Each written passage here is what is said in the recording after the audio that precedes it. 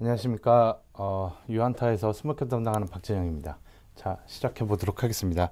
오늘 설명드릴 종목은 V원택입니다.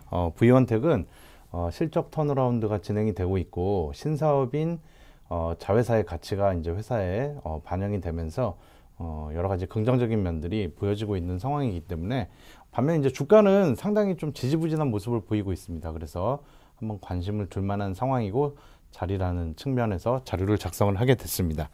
먼저 실적부터 좀 점검을 해보겠습니다. 네, 2분기 실적 발표를 이미 했는데요. 2분기 실적 매출액하고 영업이익 각각 133억하고 13억을 달성을 했습니다. 탑라인은 상당히 좋아지는 모습을 우리가 확인을 할 수 있습니다. YOY로 113%가 성장을 했고요. 반면 영업이익은 25.5% 감소를 했는데 뭐 여러 가지 원인들이 있겠지만 자회사인 로봇 사업을 하는 시스콘의 개발비가 반영이 되면서 영업이익은 적자로 전환을 했습니다. 그래서 사실 탑라인 성장이 상당히 두드러지게 나타났음에도 불구하고 실적 자체 그 영업이익은 다소 뭐 아쉬운 점이 있었으나 성장산업이란 측면에서 봤을 때는 긍정적으로 볼 만한 요소들이 충분히 있다. 이렇게 판단을 하고 있습니다. 특히 이제 1분기 실적이 상당히 또 좋았거든요. 1분기 실적에 이어서 2분기 실적도 매출 턴어라운드를 우리가 이제 확인을 할 수 있는 그런 실적이라고 보시면 되겠습니다. 올해 전체적인 실적 규모는 매출액하고 영업이익 각각 530억 원 그리고 81억 원을 전망을 하고 있습니다.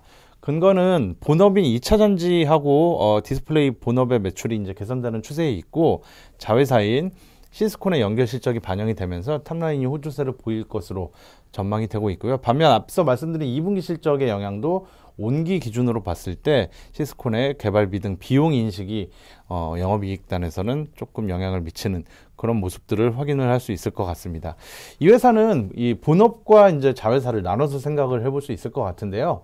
본업 같은 경우에는 2차 전지 산업 성장과 디스플레이 투자 확대 수혜가 지속이 된다는 측면에서 긍정적인 부분들이 많이 있습니다.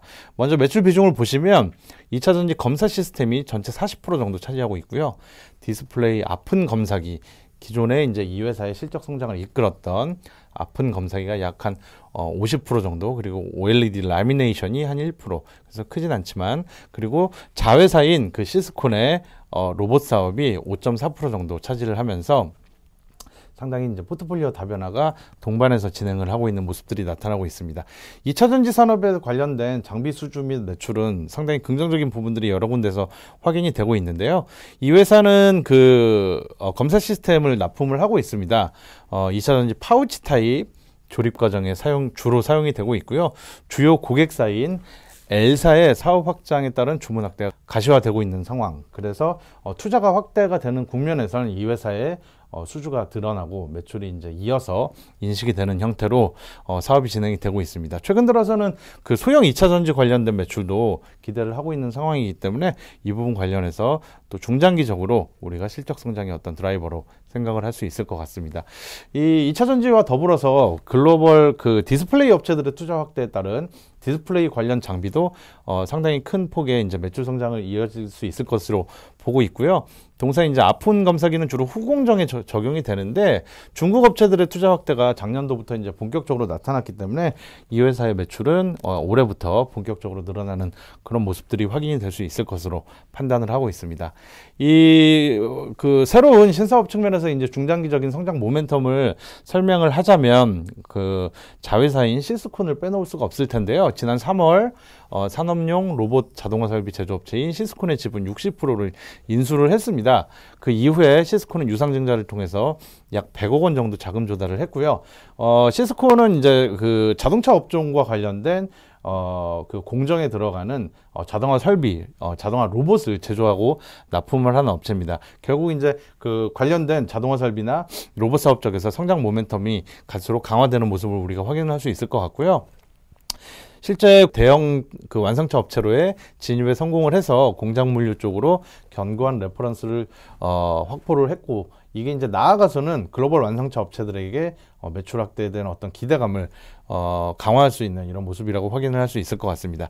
이 밸류에이션 잠깐 보면 이 올해 앞서 말씀드린 대로 올해 예상 매출액 530억 원에 81억 정도 영업이익 예상을 하고 있고요. 지금 현재 시가총액하고 대비를 해보면 PER 22배 정도 수준에서 거래가 되고 있습니다. 사실 그 절대적으로 봤을 때 이 회사가 아주 싸다라고 말씀드리기에는 뭐 좀 여러 가지 한계 요인이 있을 수는 있을 것 같아요. 피어 그룹에 있는 다른 회사들이 절대적으로 더 낮은 밸류에이션을 가지고 있는 경우도 여럿 있기 때문에 사실 절대적으로 싸다고는 볼 수는 없지만, 상대적으로 봤을 때 이 회사는 이제 이 회사가 영위하고 있는 사업 부분의 성장성, 특히 이제 2차 전지 산업 부분, 그리고 자회사인 시스콘의 로봇 사업 부분의 성장성이 무궁무진하기 때문에 이 정도의 밸류에이션은 충분히 매력적인 수준이다라고 판단을 하고 있고요. 향후에 그 자회사와 2차 전지의 매출이 가시화되는 측면에서는 본격적인 레벨업을 이룩할 수 있지 않을까 기대를 하고 있는 상황입니다.